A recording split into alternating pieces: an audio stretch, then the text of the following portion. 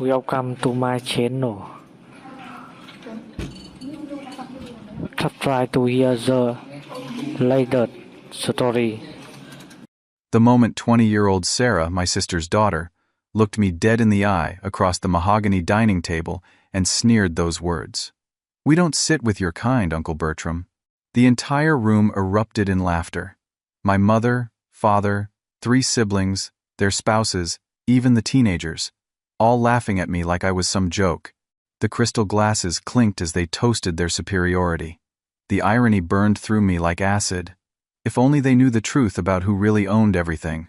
I pulled my weathered pickup truck into the circular driveway of my parents' Pennsylvania estate, the gravel crunching under my tires as I parked behind a gleaming row of luxury vehicles. 3 BMW sedans, 2 Mercedes SUVs, and a pristine Lexus convertible formed a perfect testament to what my family considered success. My 1998 Ford F-150 looked like a rust-spotted dinosaur among thoroughbreds. The November air bit at my face as I stepped out, my work boots hitting the manicured stone pathway. I wore my usual attire, faded blue jeans with honest stains from actual labor, a red flannel shirt that had seen countless job sites, and a brown leather jacket that bore the scars of 15 years building my empire. To my family, this outfit screamed failure. To me, it represented authenticity in a world of pretense. The mansion loomed before me, all Georgian columns and pristine white shutters, 4,000 square feet of old money architecture that my father Marcus had purchased after his retirement from investment banking. My mother Patricia, descended from Philadelphia blue bloods, had insisted on the historic property to maintain their social standing. Neither understood that their son owned 6 houses on this very street, including the colonial next door where the Hendersons paid me $4,000 monthly in rent. The front door swung open before I could knock, revealing my eldest sister Catherine in her typical armor. A charcoal gray business suit that probably cost more than most people's monthly salary, paired with pearls that caught the afternoon sunlight. Her auburn hair was pulled back in a severe bun that matched her expression when she saw my appearance. "Bertram," she said, her tone carrying the same warmth she'd reserved for discussing tax law. "Still driving that eyesore, I see." Behind her appeared Douglas, my middle sibling, wearing a navy blazer over pressed khakis.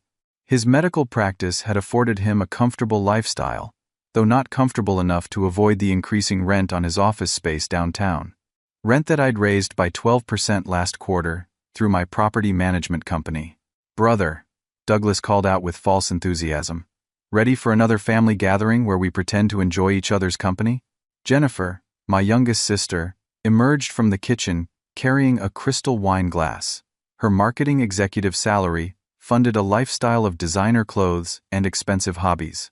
Today she wore a cream-colored cashmere sweater and dark slacks that screamed luxury. Her condo complex, purchased by my investment group 2 years prior, provided me with steady income while she remained blissfully unaware of her true landlord's identity. "Look what the construction site dragged in," Jennifer quipped, earning snickers from Douglas. "Did you at least shower off the sawdust, Bertram?" The familiar sting of their words hit like ice water, but I'd learned to absorb their cruelty without reaction. Instead, I surveyed the gathering crowd.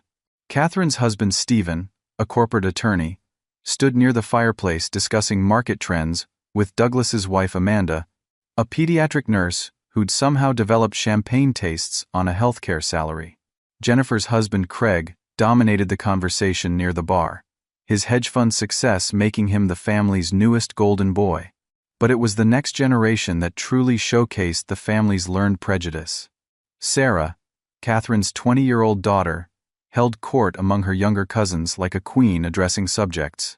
Her blonde hair cascaded over a black cocktail dress that cost more than my monthly grocery budget, yet her beauty was tainted by the ugly superiority she'd inherited from her parents. "Uncle Bertram," called out Timothy, Douglas's 16-year-old son. "Mom said you're still doing construction. When are you going to get a real job?" 14-year-old Emma, Jennifer's daughter, giggled behind her hand. "Maybe he likes getting dirty for a living." The adults chuckled appreciatively at their children's wit, never recognizing the cruelty they were nurturing. I forced a smile and accepted a beer from my father, who'd emerged from his study, wearing his typical expression of mild disappointment whenever he looked at his youngest son. "Son," Marcus said, his voice carrying decades of Wall Street authority, "how's the handyman business treating you?" The dismissive term handyman cut deeper than he intended. While my siblings pursued their professional degrees, I'd chosen a different path. At 18, I'd walked away from business school to swing hammers and learn trades. My family saw this as failure. I saw it as the foundation of something greater. "Keeping busy," I replied, taking a sip of the imported beer he'd offered. The irony wasn't lost on me that this brewery operated from a warehouse I'd purchased 3 years ago. Patricia appeared from the dining room, her silver hair perfectly coiffed, and her navy dress understated, yet elegant. "Children," she announced, "dinner is ready. Bertram, we've saved you a spot at the far end." The seating arrangement spoke volumes. The mahogany table stretched nearly 12 feet, with Marcus commanding the head position and Patricia at the opposite end. My siblings and their spouses occupied the prime real estate along the sides, their children filling the remaining chairs. I found myself relegated to the corner, physically and symbolically distanced from the family's inner circle. As we settled into our seats, I couldn't help but notice the irony of my position. From here, I had a perfect view of everyone who'd spent years looking down on me. The same people whose housing, businesses, and lifestyles depended entirely on my financial empire. Stephen raised his wine glass, preparing to make a toast about family bonds and shared success. But before he could speak, Sarah's clear voice cut through the chatter like a blade. "Why exactly do we keep inviting him?" she asked, her blue eyes fixed on me with undisguised contempt. "He doesn't fit in with the rest of us." The room fell silent. Even the youngest children sensed the shift in atmosphere. My mother's face flushed red, though whether from embarrassment or anger, I couldn't tell. "Sarah," Catherine warned half-heartedly, though her tone lacked real conviction. "No, Mom, I'm serious," Sarah continued, emboldened by the lack of strong opposition. "Look at him. He shows up in work clothes to a family dinner. He drives that embarrassing truck. He's never accomplished anything worthwhile. Why do we keep pretending he belongs here?" The silence stretched like a taut wire, ready to snap. I felt every eye in the room watching, waiting for my response. Some faces showed embarrassment at Sarah's boldness. Others revealed barely concealed agreement with her assessment. But instead of defending myself, I did something unexpected. I smiled and took another sip of my beer, noting how the bottle's condensation left a small ring on the expensive mahogany table, a tiny imperfection on their perfect surface, much like my presence in their pristine world.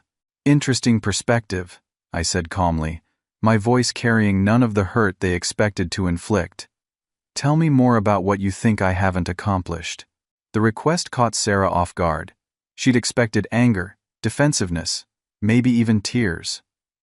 Instead, my calm demeanor seemed to unnerve her more than any emotional outburst could have. This was the moment everything began to change. Not with dramatic confrontation, but with quiet confidence, born from knowing truths they couldn't imagine. The formal dining room felt like a courtroom as Patricia began serving the Thanksgiving feast she'd spent days preparing. The golden turkey dominated the center of the table, surrounded by dishes that belonged in a magazine spread: herb-crusted stuffing, cranberry sauce with orange zest, green bean casserole topped with crispy onions, and sweet potatoes glazed to perfection. Everything looked beautiful, but the atmosphere had turned toxic. Marcus cleared his throat and stood, raising his crystal goblet filled with aged wine. "Before we eat, I'd like to make a toast to our family's continued success."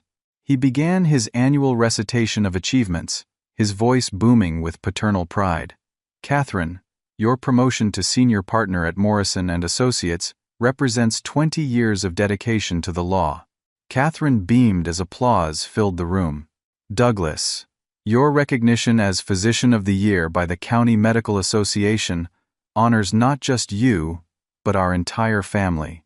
More applause as Douglas nodded modestly. "Jennifer, your marketing campaign for luxury automobiles increased sales by 37%, proving that excellence runs in our blood." Jennifer raised her glass gracefully, And Stephen, Craig, Amanda, he continued, acknowledging the in-laws. You've each brought your own distinguished accomplishments to strengthen our family legacy. The toast continued for several minutes, highlighting business deals, professional recognitions, and financial milestones. When Marcus finally lowered his glass, I realized he'd mentioned every adult except me. The omission wasn't accidental. To the family, he concluded, and everyone drank deeply. The slight was intentional and complete. In a room full of people sharing my blood, I'd been rendered invisible. The message was clear.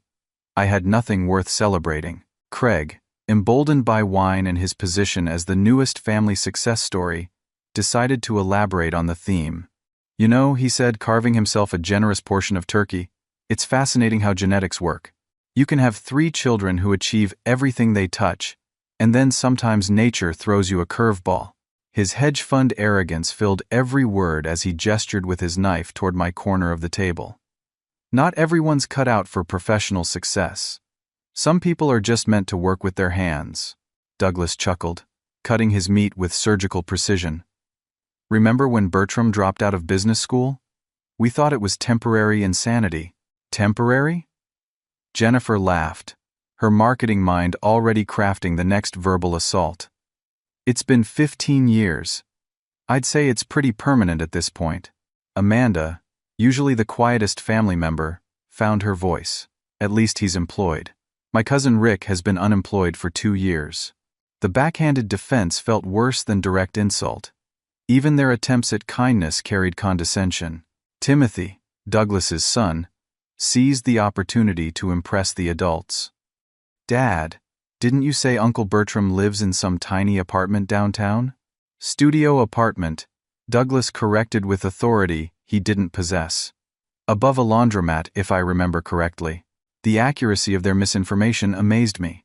I actually owned the entire apartment building they referenced, along with 7 others in that neighborhood. But their assumptions painted me as barely surviving while they thrived. Emma, Jennifer's daughter, giggled into her sparkling cider. Maybe Uncle Bertram can do our laundry for us. The children's cruelty exceeded their parents, unfettered by adult pretenses of politeness. They'd learned to look down on anyone different, anyone who didn't fit their narrow definition of success. Sarah, still riding high from her earlier performance, decided to escalate further. I got my Harvard acceptance letter last week, she announced, though everyone already knew. The table erupted in celebration. Congratulations flowed like the expensive wine, parents beaming with pride at their golden child's achievement. Harvard represented everything this family valued: prestige, exclusivity, and social status. 4 years at Harvard, then law school, Catherine proclaimed, following in her mother's footsteps. Better than her mother's footsteps, Marcus corrected. Sarah's going to surpass us all. The praise continued, until Sarah raised her hand for silence. Thank you, everyone. I'm proud to represent our family at such a prestigious institution. She paused, her blue eyes scanning the table until they landed on me. It's important to associate with people who share your values and aspirations. Her words carried weight beyond their surface meaning. In Sarah's world, Harvard wasn't just about education. It was about maintaining social barriers, keeping the right people in and the wrong people out. Absolutely, Craig agreed enthusiastically. Networking is everything in life. You want to surround yourself with winners, people who elevate you. Speaking of networking, Stephen added, Sarah's internship this summer is at one of Manhattan's top law firms. Excellent connections for her future. Jennifer raised her glass again. To Sarah, for understanding what it takes to succeed in this world. As they toasted Sarah's bright future, I found myself thinking about the scholarship program I'd anonymously funded at her school. The merit-based awards I'd established 2 years ago had helped dozens of students, including Sarah herself, though she credited her achievement entirely to her own excellence. Patricia began clearing the dinner plates, preparing for dessert, when Sarah stood up dramatically. The room fell silent, sensing another performance was about to begin. I want to say something, Sarah announced, her voice carrying the confidence of someone who'd never been truly challenged. Tonight has reminded me how grateful I am to be part of this family. She gestured around the table with theatrical flair. Look at what we've accomplished. Look at who we are. We maintain certain standards, certain expectations. Her speech was building towards something, and I could feel the tension rising like a gathering storm. When I go to Harvard, I'll be representing not just myself, but all of you. Your success, your values, your commitment to excellence. She paused for effect. That's why it's so important that we maintain our reputation and associate only with people who reflect our standards. The room held its breath as Sarah's gaze settled on me with laser focus. We don't sit with your kind, Uncle Bertram, she said with devastating clarity. We just don't. The words hit the room like a physical blow. Even the adults looked shocked by the naked cruelty of her statement. Timothy and Emma stared wide-eyed, processing the fact that someone had actually said what they'd all been thinking. The silence stretched endlessly. Patricia froze in the doorway, dinner plates still in her hands. Marcus's face turned red, though whether from embarrassment or suppressed approval remained unclear. Then, slowly, someone began to clap. Craig's applause started softly but grew stronger as others joined in. Jennifer added her approval, then Douglas, then Stephen. Soon the entire table was applauding Sarah's cruel honesty, as if she'd delivered a graduation speech instead of a character assassination.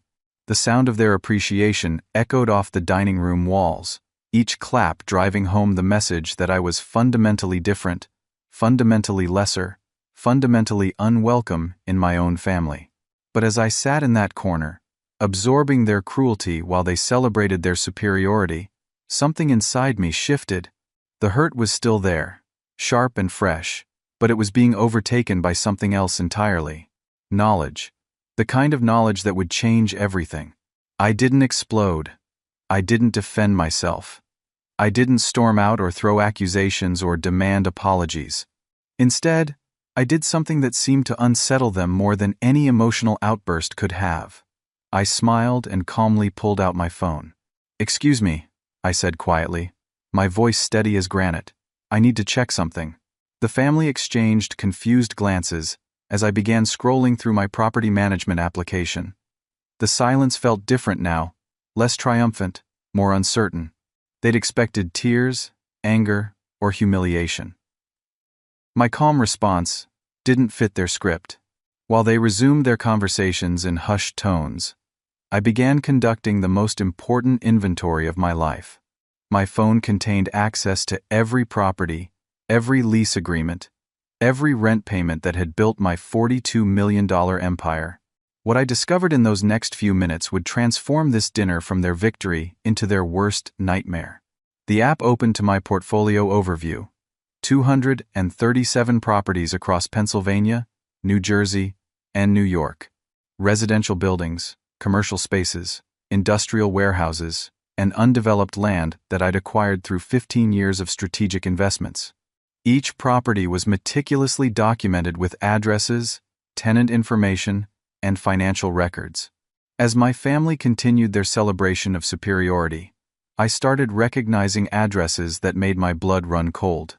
123 East 72nd Street, Unit 12A, Manhattan. That was Catherine's address. The luxury townhouse she'd bragged about purchasing 3 years ago. My property management company had acquired the building through a subsidiary, and I'd been collecting her monthly rent payment of $6,800 without ever realizing the connection. I scrolled deeper into the files, my heart pounding as more familiar addresses appeared. 15 Oakwood Drive, Chester County. Douglas's exclusive suburban mansion sat in a development I'd purchased 2 years ago. His monthly homeowners association fees of $420 went directly to my management company. The landscaping, security, and maintenance he appreciated so much were services I provided. Harborview Condominiums, Building C, Unit 21. Jennifer's luxury waterfront condo. I'd bought the entire complex during a foreclosure auction 18 months ago. Her monthly rent of $3,200 had been helping fund my lifestyle while she mocked my supposed poverty. The scope of the discovery was staggering, but it was about to become even more personal. Bertram? Patricia's voice interrupted my research. Are you feeling all right? You've been staring at that phone for 10 minutes. I looked up to find the entire table watching me, with a mixture of curiosity and annoyance. Sarah's expression showed particular irritation that I'd apparently missed her moment of triumph. Just checking some work messages, I replied, setting the phone aside momentarily. Please continue. I'm finding this conversation fascinating. Marcus leaned forward, his banker's instincts detecting something unusual in my demeanor. Work messages? On Thanksgiving night? What kind of construction job requires that level of attention? The question presented an perfect opportunity, but I wasn't ready to reveal my hand yet. Instead, I picked up my phone again and pretended to study the screen while actually diving deeper into my property records. What I found next nearly made me drop the device. 17 Meadowbrook Lane. My parents' address. Not their primary residence that they owned outright, but the rental property they'd purchased as an investment 5 years ago. The same rental property my mother had been complaining about all evening because the terrible landlord had raised the rent. The terrible landlord was me. My property management company had acquired their rental investment through a foreclosure sale 3 years ago. They'd been paying me rent on their own investment property while simultaneously complaining about my management decisions.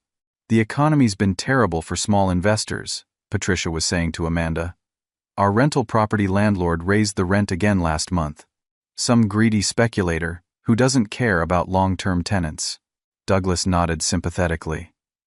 These property investors are ruining real estate for honest people.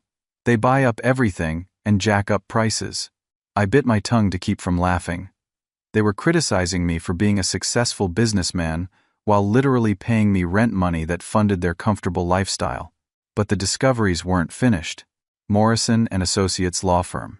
The prestigious downtown office where Catherine worked as senior partner leased their entire floor from Bertram Holdings, my commercial property company. Her success depended on space I owned. Chester County Medical Center. Douglas's practice operated from a medical complex that was part of a shopping center I'd purchased 4 years ago. His monthly lease payments of $8,000 kept my commercial portfolio profitable. Premium Auto Marketing Headquarters. Jennifer's company rented warehouse and office space from my industrial property division. The luxury automobile campaigns she developed were created in buildings that belonged to me. The web of connections was so extensive it seemed impossible, yet every address check confirmed the reality. My family's entire lifestyle was built on a foundation I controlled, funded by rent payments they made to companies that ultimately answered to me. Even their children's lives intersected with my empire. Sarah's exclusive private school, Thornfield Academy, operated on land I owned through a development partnership. Timothy's soccer league played on fields I'd leased to the county recreation department. Emma's dance studio occupied space in a strip mall that sent me monthly lease payments. I scrolled through more records, each revelation more stunning than the last. The country club where my father played golf every weekend leased their clubhouse from my leisure properties division. The boutique where my mother bought her expensive clothes operated from space I owned in an upscale shopping district. Their entire world existed within my economic sphere, yet they saw me as a failure who lived paycheck to paycheck. Bertram, Sarah's sharp voice cut through my research. Are you even listening? We're discussing important matters here. I looked up to find her staring at me with undisguised irritation. The princess was accustomed to commanding absolute attention, especially when delivering her cruel pronouncements.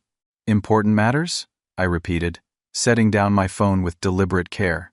Please, continue. I'm very interested in hearing about your important matters. My calm tone seemed to frustrate her more than anger would have. Sarah was performing for an audience, and my lack of reaction was ruining her show. We were discussing our various housing challenges, Marcus explained, apparently deciding to educate his wayward son about adult concerns. The investment properties, commercial leases, maintenance issues. Real-world problems you wouldn't understand. The condescension in his voice was absolute.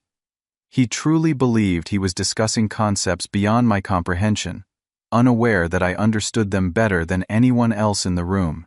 Actually, I said slowly, I'd love to hear more about these housing challenges. Specifically, Douglas took the invitation enthusiastically. Well, my office rent has increased twice in the past year. The property management company claims it's market adjustment, but I think they're just greedy. My warehouse lease is up for renewal, Jennifer added. They're demanding a 15% increase. It's highway robbery. Catherine shook her head sympathetically. Commercial real estate has become impossible. These large investment companies buy everything and squeeze out the small businesses. I nodded thoughtfully, absorbing their complaints about my business practices while maintaining perfect composure. They were essentially criticizing me for being too successful at capitalism while simultaneously benefiting from that success. Have you considered negotiating? I asked innocently. Stephen laughed bitterly. You can't negotiate with these big companies. They have all the power. Small tenants like us just have to accept whatever terms they offer. The irony was delicious. My brother-in-law was explaining to me how powerless he felt against landlords like me while eating dinner paid for by rental income he didn't know came from my properties. Patricia returned from the kitchen carrying a crystal decanter of expensive brandy. The worst part, she said, filling snifters for the adults, is that these property investors have no connection to the community. They're just faceless corporations extracting money from hardworking families. She set a snifter in front of me, apparently forgetting that the faceless corporation she was criticizing was her own son. Craig, slightly drunk on wine and his own importance, decided to elaborate on the theme. It's exactly what's wrong with America today. People like Bertram think they understand business, but they have no idea how complex real estate investment actually is. He gestured toward me with his brandy snifter, unaware that he was lecturing a real estate mogul about real estate basics. These investors, he continued, his hedge fund arrogance flowing freely, buy properties with borrowed money, raise rents to maximize profits, and don't care who gets hurt in the process. I sipped my brandy slowly, tasting its expensive smoothness, while watching Craig describe my business model with perfect accuracy and complete ignorance. It takes sophisticated financial understanding, Stephen added, his lawyer's voice carrying absolute authority, portfolio management, risk assessment, market analysis. Not something you'd pick up swinging hammers. The table murmured agreement with Stephen's wisdom. They were convinced that real estate success required advanced degrees and corporate credentials, not the practical knowledge I'd gained through 15 years of hands-on experience. But then Patricia made the observation that pushed me over the edge. The saddest part, she said, her voice heavy with maternal disappointment, is watching Bertram waste his potential. If he'd applied himself academically like his siblings, he might have understood how real business works. She looked at me with the kind of pity reserved for lost causes. It's not too late, sweetheart. Community college offers excellent programs for people who want to better themselves. The suggestion that I needed community college to understand business principles, while sitting in a room full of people whose financial lives I controlled, was more than ironic. It was tragically absurd. I set down my brandy snifter and picked up my phone again. The time for research had ended. The time for revelation was about to begin. Actually, I said, my voice cutting through their conversation with quiet authority, I think there might be some things about real estate that would surprise you. The room fell silent as something in my tone registered. For the first time all evening, I had their complete attention. And I was about to use it to change everything. I excused myself from the table, citing a need for fresh air, and walked out to my pickup truck. The November evening had turned crisp, and my breath formed small clouds as I pulled out my phone and dialed Miranda Thompson, my executive assistant and property management coordinator. Bertram? Her voice was surprised but professional. Everything okay? It's Thanksgiving night. I need you to pull some files, I said, leaning against my truck while keeping my voice low. Full documentation on specific properties. Personal situation. Miranda had worked for me for 6 years. She understood that when I called outside business hours, something important was happening. What do you need? I began rattling off addresses, watching the warm light spill from my parents' dining room windows as I spoke. 123 East 72nd Street, Manhattan. 15 Oakwood Drive, Chester County. Harborview Condominiums, Building C. Also pull everything on Morrison and Associates, Chester County Medical Center, Premium Auto Marketing. Those are some of our biggest accounts, Miranda noted, her computer keyboard already clicking in the background. Is there a problem with the tenants? Not exactly, I replied. How quickly can you email me complete portfolios on all properties and business relationships connected to those addresses? Give me 20 minutes, she said efficiently. Should I include rental histories, lease agreements, payment records? Everything. Also pull the files on Thornfield Academy, Meadowbrook Country Club, and any other properties or businesses connected to the surname Patterson in our system. Patterson was my family's last name. If there were additional connections I'd missed, Miranda's thoroughness would uncover them. Bertram, she said carefully, is your family giving you trouble again? Miranda knew about my complicated family relationships. She'd fielded calls from my siblings over the years, complaints about rent increases, maintenance requests, lease renewals, without any of them realizing they were dealing with my company. She'd protected my privacy while managing their business relationships with professional discretion. Something like that, I admitted. I think it's time they understood what I actually do for a living. Want me to prepare anything special? Financial summaries? Net worth statements? The offer was tempting, but I had something more elegant in mind. Just the property files for now. I'll handle the presentation myself. I hung up and stood in the cold air, processing the magnitude of what I'd discovered. This wasn't just about a few rental properties. My family's entire economic ecosystem existed within my business empire. Their homes, offices, children's schools, recreational facilities, investment properties, everything they valued financially, was connected to my success. The irony was staggering. While they mocked my supposed failure, they were literally paying me to maintain their comfortable lifestyle. Every cruel comment was funded by rent money that flowed into my accounts. Every expression of superiority was subsidized by my business acumen. But with great power came the question of how to use it responsibly. I could destroy them financially with a few phone calls. Mass evictions, lease cancellations, rent increases that would force them to relocate. The temptation for revenge was real and powerful. However, that approach would make me the villain of their story, confirming their assumption that I was somehow lesser than them. It would also hurt innocent people. Timothy and Emma, despite their learned cruelty, were still children. Amanda and Stephen, while guilty of participating in my humiliation, were following their spouse's lead more than creating it themselves. No, I needed something more sophisticated.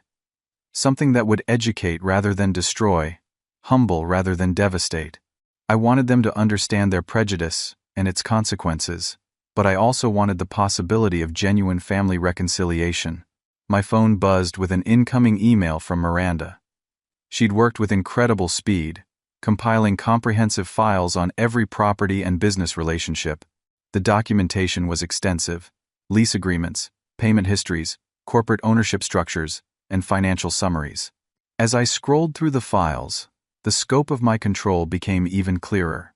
The families of every person sitting at that dinner table depended on my business decisions for their economic stability.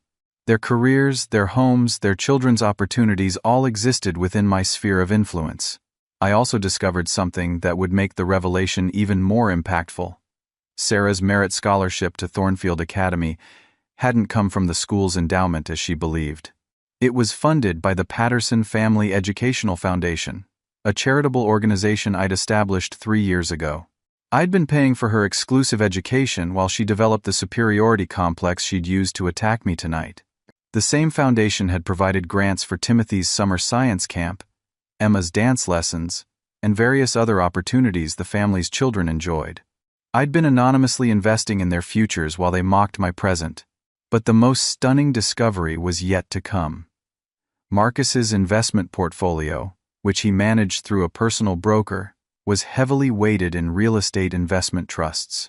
3 of those REITs were shell companies that ultimately fed profits back to my development corporation. My father had been unknowingly investing in my success while expressing disappointment in my choices.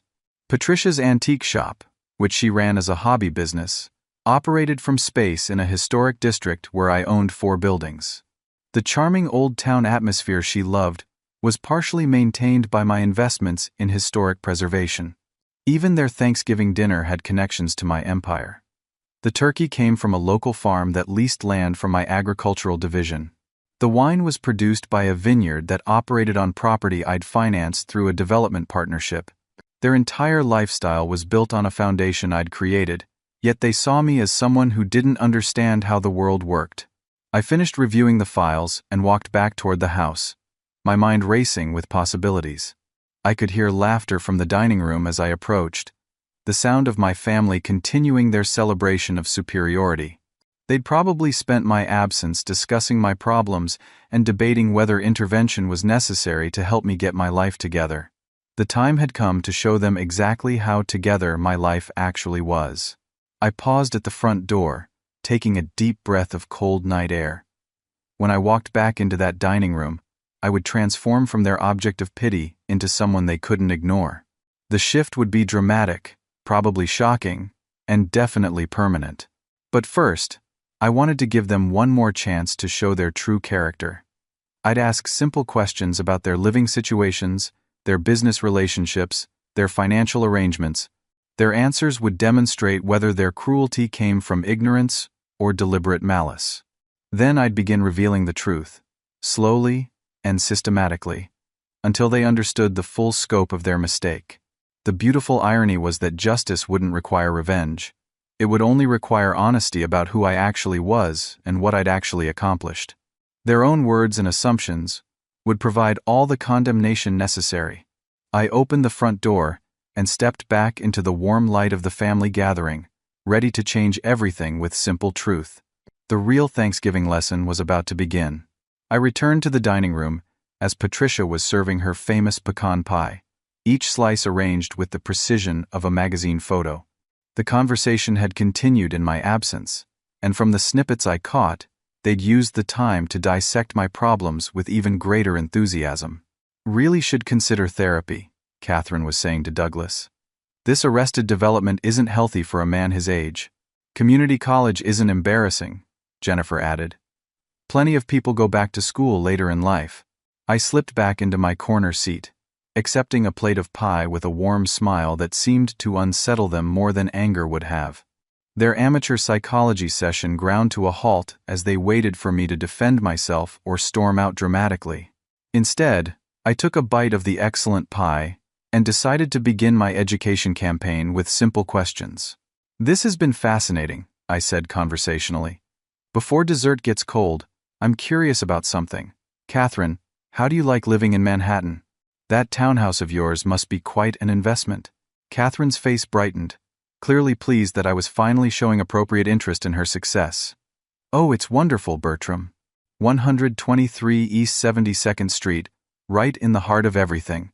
The building has such character, and the location is perfect for someone in my position. It sounds expensive, I noted, pulling out my phone casually. What's a place like that run these days? $6,800 a month, she replied with obvious pride. Not cheap, but quality never is.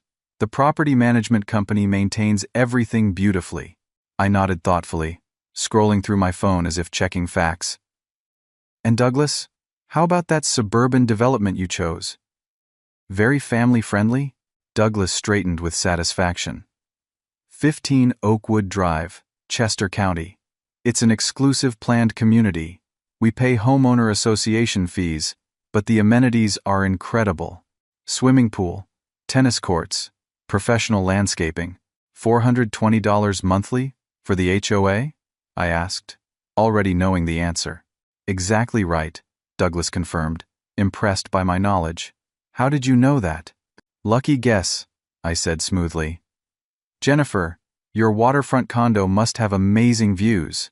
Harbor View Condominiums, Building C, Jennifer replied enthusiastically.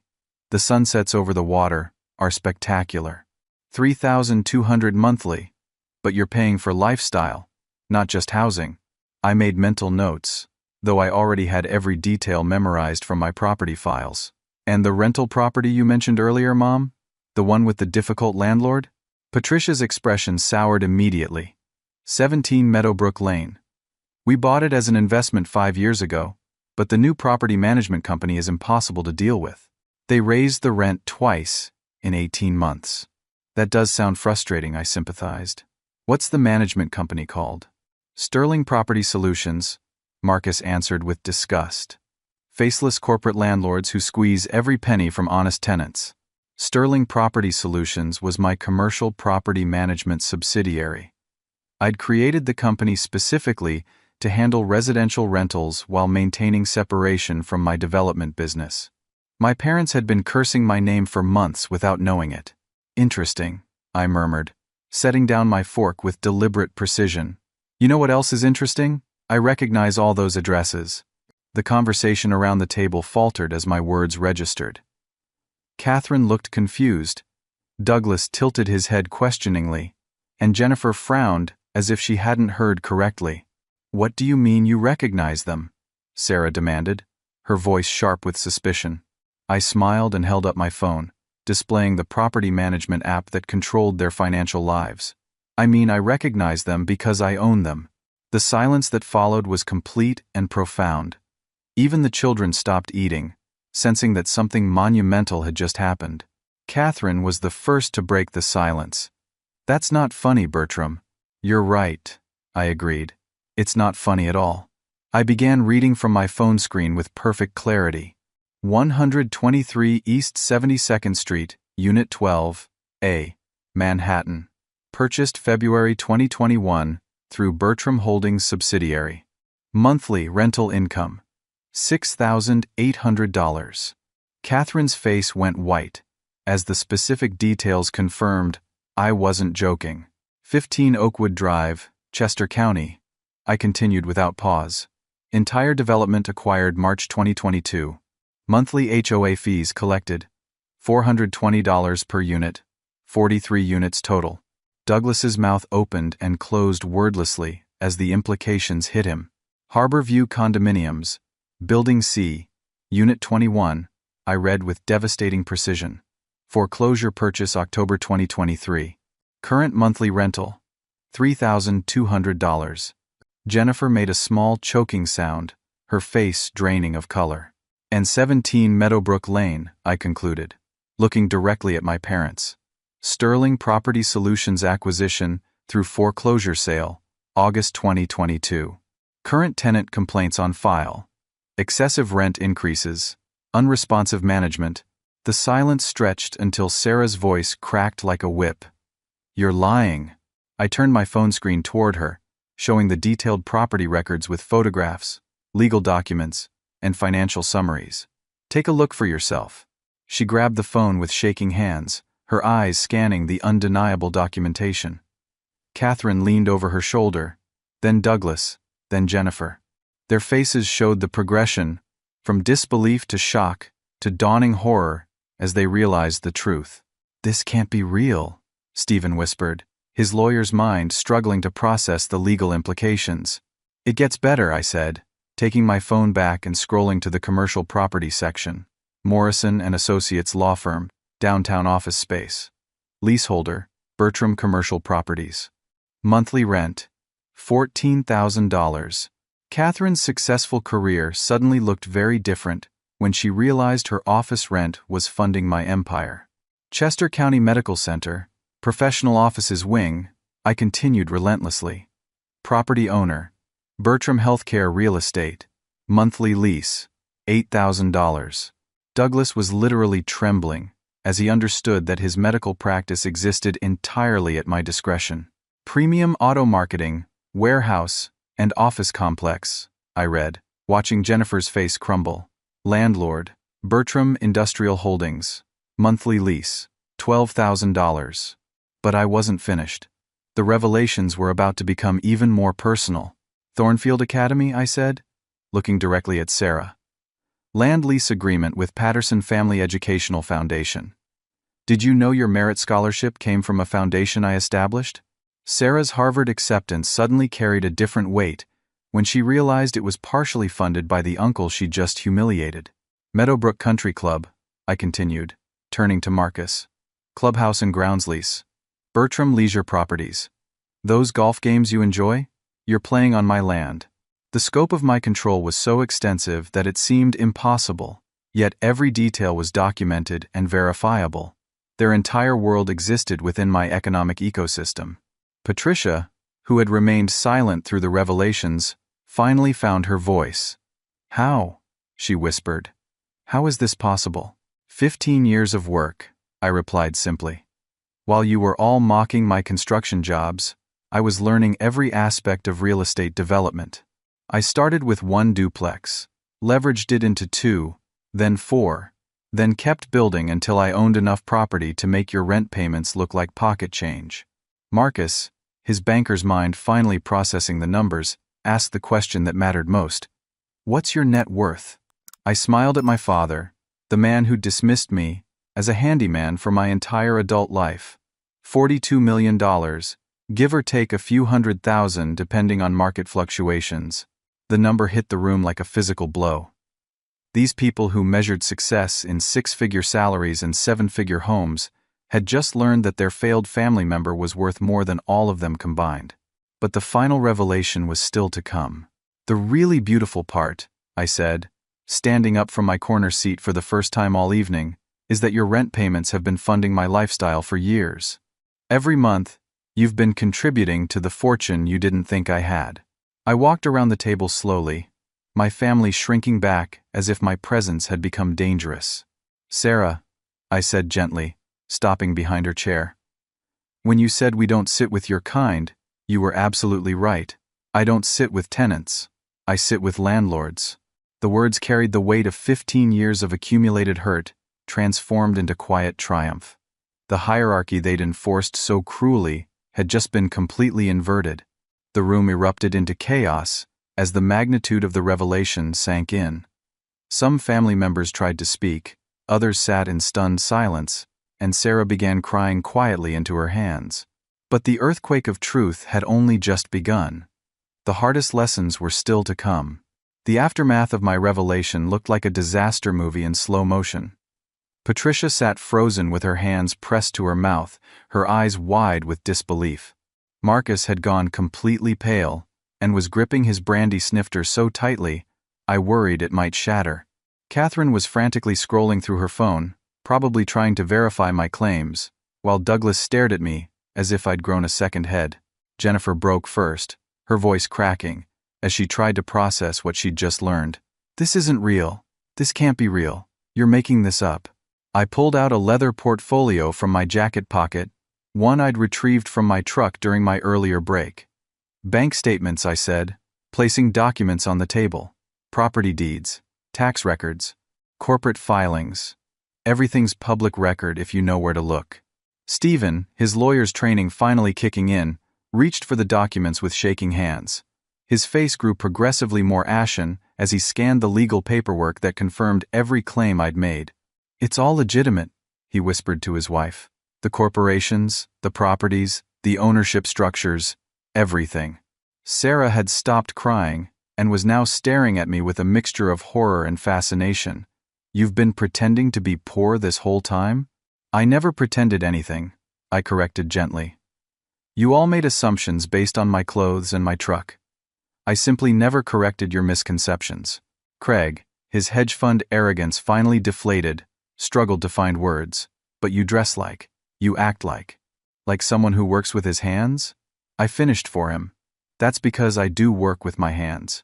I inspect every property personally. I understand construction, plumbing, electrical work, landscaping. How do you think I've managed to maintain a $42 million portfolio without losing money to contractors and maintenance crews?" The practical wisdom of my approach was obviously foreign to Craig's world of financial manipulation and paper profits. Douglas found his voice, though it sounded small and uncertain. "Why didn't you tell us? All these years, why did you let us believe?" "Believe what?" I asked, my voice hardening slightly. "That manual labor is shameful? That construction workers are less intelligent than doctors and lawyers? That someone who didn't finish college must be a failure?" The questions hung in the air like accusations, which they were. "When exactly should I have mentioned my net worth, Douglas? Between the jokes about my truck and the lectures about personal responsibility? Or maybe during one of the family gatherings where you seated me at the children's table because I didn't meet your standards? Marcus tried to assert some paternal authority. Son, you have to understand our perspective. We only wanted what was best for you. What was best for me? I repeated, my calm facade beginning to crack. Let me tell you about what was best for me, Dad. Do you remember when I came to you 18 years ago asking for a $25,000 loan to buy my first duplex? His face went white as the memory surfaced. You told me I was too immature for such a big financial responsibility. You said real estate was too complex for someone without a business degree. You suggested I get a steady job with benefits and forget about entrepreneurship. I pulled out another document from my portfolio. That duplex sold for $480,000 last year. The $25,000 you wouldn't loan me would have been worth nearly $500,000 by now. The numbers were devastating in their simplicity. My father's lack of faith in me had cost him a fortune while funding mine. Catherine finally looked up from her phone, her legal mind working through implications.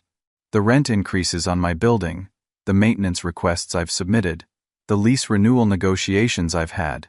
You've been dealing with my property management company for 3 years, I confirmed. Miranda Thompson, my assistant, handles most tenant communications. She's very professional. I've been paying rent to my own brother without knowing it, Catherine said, her voice hollow with shock. And complaining about your landlord at every family gathering, Jennifer added, the irony finally hitting her. We've been insulting you to your face while paying you money. Amanda, who had remained quiet through most of the evening, spoke for the first time since my revelation. What about our children? Timothy's soccer league, Emma's dance classes. All on property I own or finance through partnerships, I confirmed. Timothy's summer science camp was funded by a grant from my educational foundation. Emma's dance recital was held in a community center that leases from my cultural properties division. The scope of my involvement in their lives was so comprehensive, it bordered on the absurd. I'd been supporting their families financially while they mocked my supposed failure. Sarah, her Harvard confidence completely shattered, asked the question everyone was thinking, what are you going to do to us? The room held its breath. They'd all realized simultaneously that I held complete power over their housing, their businesses, their children's opportunities. One phone call could destroy their comfortable lives entirely. I let the silence stretch until I could see panic beginning to set in. Then I answered with devastating calm. Nothing. The words seemed to confuse them more than threats would have. Nothing? Patricia repeated. I'm not going to evict you, raise your rent punitively, or cancel your business leases, I explained. That would make me the villain in this story, and I'm not the villain here. The relief on their faces was premature. However, I continued, there are going to be some changes in how this family operates going forward. I walked back to my seat, but remained standing as I addressed them. First, the disrespect ends immediately, not just toward me, but toward anyone who works with their hands. Service workers, contractors, maintenance staff, anyone whose job requires physical labor deserves your courtesy and respect. Sarah squirmed in her chair, probably remembering how she'd treated restaurant servers and hotel housekeeping staff. Second, the assumptions end. You will not judge people based on their appearance, their education, or their choice of work. Intelligence and worth come in many forms. Douglas looked uncomfortable, likely recalling his dismissive attitude toward nurses, technicians, and other healthcare workers he considered beneath his status. Third, the charity ends. This statement caused immediate confusion. Charity? Marcus asked. The anonymous payments I've been making, I clarified. Sarah's scholarship, Timothy's camp, Emma's lessons, the property tax assistance I've been providing on Dad's golf club membership, the maintenance subsidies that keep your rent affordable. I pulled out a final document. Here's what market rate rent would be for all your properties without my family discount. Catherine, your Manhattan apartment should rent for $9,000 monthly, not $6,800. Douglas, comparable HOA fees in your development run $600 monthly. Jennifer, waterfront condos in your building typically lease for $4,200. The numbers represented thousands of dollars monthly, that I'd been quietly subsidizing to keep their housing affordable. "You've been living on my charity while mocking my success," I said, letting that reality sink in completely. "But the biggest change," I continued, "is that you're going to learn what respect really means. Not the fake politeness you show people you think might benefit you, but genuine respect for human dignity." I reached into my jacket and pulled out a small notebook. "Each of you will spend the next 6 months volunteering with Habitat for Humanity. You'll work alongside construction crews, learn actual building skills, and help families who can't afford decent housing." The proposal seemed to horrify them more than financial penalties would have. "I can't do construction work," Catherine protested. "I have manicured nails." "Then you'll learn to work with gloves," I replied without sympathy. "Sarah, this includes you. Your Harvard education can wait 1 year while you learn what real work looks like." Sarah's protests died in her throat when she saw my expression. "This is non-negotiable," I continued. "You want to continue living in my properties and working in my buildings? You'll learn to value the people who make those properties functional." The room fell silent as they processed their complete powerlessness. They'd created this situation with years of cruelty and prejudice. Now, they had to live with the consequences. But I wasn't finished yet. The final lesson was about to reshape their understanding of family, success, and what really mattered in life. The reckoning was nearly complete, but the most important revelation was still to come. 6 months later, I sat in the same dining room where my family had once mocked me, but everything had changed. The mahogany table that had been a stage for my humiliation was now set for a different kind of gathering, one built on genuine respect and hard-earned understanding. Sarah was the first to arrive, and I barely recognized the young woman who walked through the door. Her hands, once perfectly manicured, now bore the calluses and small scars that came from honest construction work. Her designer clothes had been replaced with practical jeans and a Habitat for Humanity volunteer t-shirt. But the most dramatic change was in her eyes. The cruel superiority had been replaced by something I'd never seen before: humility. "Uncle Bertram," she said, approaching me with nervous uncertainty, "can we talk privately before dinner?" I nodded and led her to the patio overlooking the garden, where she'd once made cruel jokes about my appearance. "I need to apologize," she began, her voice barely above a whisper. "Not just for what I said at Thanksgiving, but for who I was. The past 6 months have shown me things about myself that I'm ashamed of." She sat down heavily in one of the wrought iron chairs. "Working with families who can't afford decent housing, learning from people who know more about construction than I'll ever know about law, realizing that I'd never actually worked hard for anything in my life." Her voice broke slightly. "I was spoiled and cruel and ignorant, and I hurt you because it made me feel superior. I'm sorry doesn't feel like enough." I studied her face, looking for signs of performance or manipulation, but found only genuine remorse and newfound maturity. "The apology matters," I said finally. "But what matters more is what you learned." "I learned that I don't know anything about the world," she replied immediately. "Maria, the site supervisor I worked with, has an engineering degree from Guatemala, but she cleans offices at night to support her family while her credentials get recognized here. She knows more about structural engineering than I know about anything." Sarah's voice grew stronger as she continued. "James, the carpenter who taught me to use power tools, has been supporting his disabled brother for 20 years while running his own small business. He never went to college, but he's one of the smartest people I've ever met." The transformation was remarkable. 6 months of actual work alongside people she'd previously dismissed had fundamentally altered her worldview. "I called Harvard last month," she said quietly. "I deferred admission for another year. I want to keep working with Habitat, and I want to study social work instead of law." This was more change than I'd dared hope for. "What did your mother say?" Sarah laughed, but it was a warm sound, instead of the bitter mockery I remembered. "Mom's too busy learning plumbing to lecture me about career choices. She spent 3 weeks helping install bathroom fixtures for low-income elderly residents.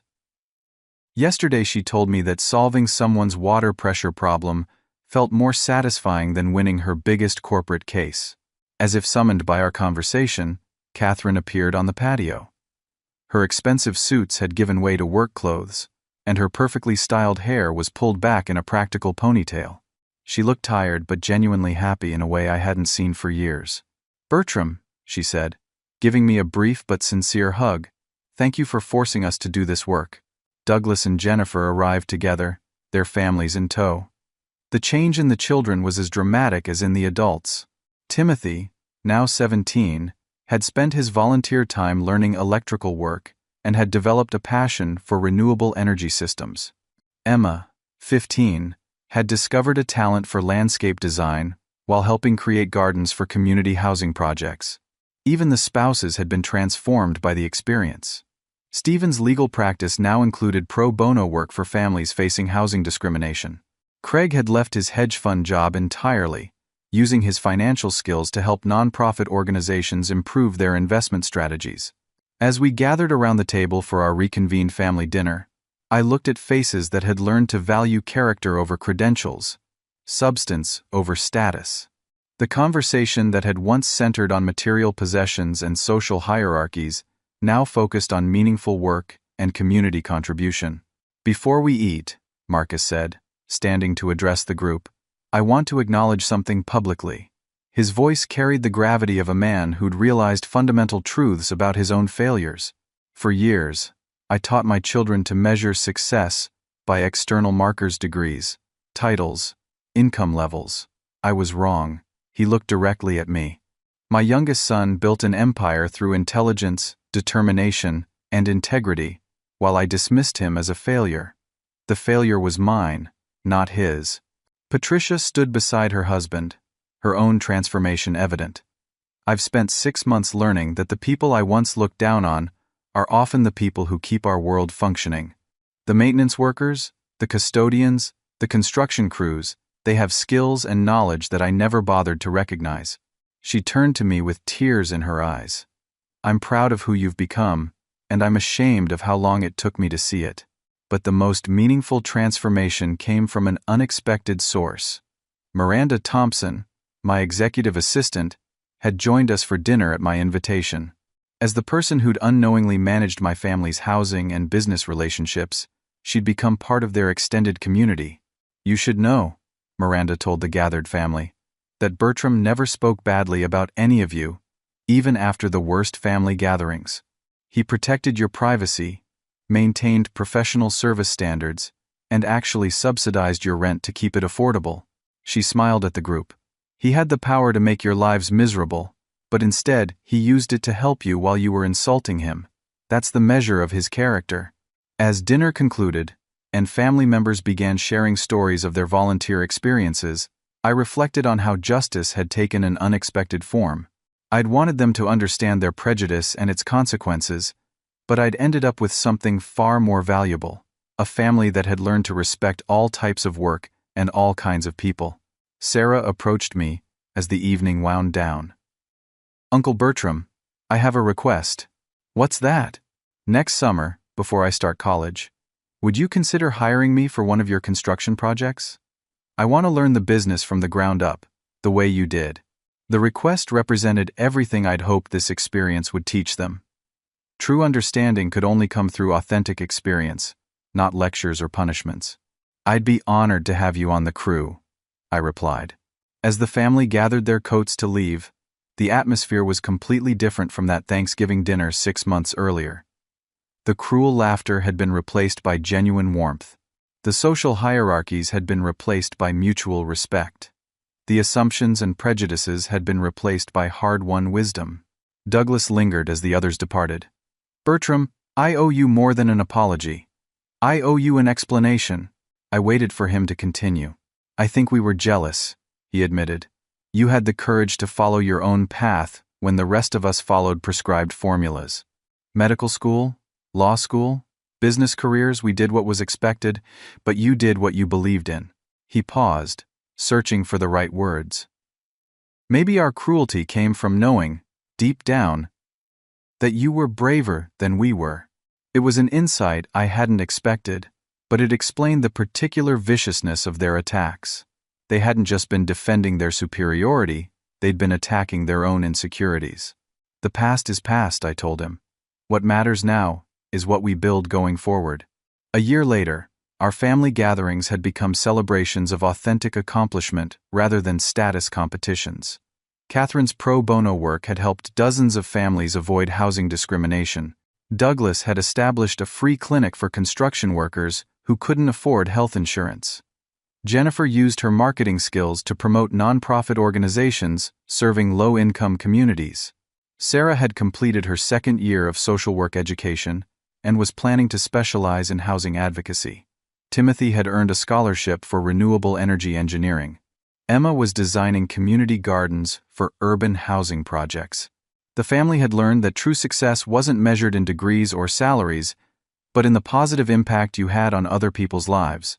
They'd discovered that intelligence came in many forms, that dignity belonged to all honest work, and that prejudice was a luxury they could no longer afford. Most importantly, they'd learned that families should lift each other up rather than tear each other down. The cruel hierarchies that had once defined our relationships had been replaced by genuine support and mutual respect. The beautiful justice wasn't in their humiliation or punishment, but in their transformation into people worthy of the love and respect they'd finally learned to offer in return. As I reflected on this journey from that terrible Thanksgiving to our current family harmony, I realized that the greatest property I'd ever acquired wasn't measured in square footage or rental income. It was the love and respect of a family who'd finally learned what those words really meant. The real lesson wasn't about real estate or wealth. It was about the wealth that comes from treating all people with dignity, regardless of how they dress, what work they do, or what path they've chosen through life. My construction career had built more than buildings and businesses. It had built the character that allowed me to respond to cruelty with compassion, to use power responsibly, and to transform a broken family into one founded on genuine respect and love. That was the most beautiful construction project of all. Now, I want to ask you something. Have you ever experienced judgment or discrimination because of your job, your appearance, or your background? How did you handle it? And what did it teach you about treating others with respect? Share your story in the comments below. I'd love to hear about times when people surprised you with their hidden talents, achievements, or wisdom. If this story resonated with you, please like this video and subscribe for more true stories about overcoming prejudice, building success from nothing, and learning what really matters in family relationships. Share this with someone who might need to hear that their worth isn't determined by other people's narrow definitions of success. Thank you for listening to my story, and remember, the person you underestimate today might be the one who changes your life tomorrow. Treat everyone with dignity. You never know what wisdom, kindness, or opportunity they might offer in return.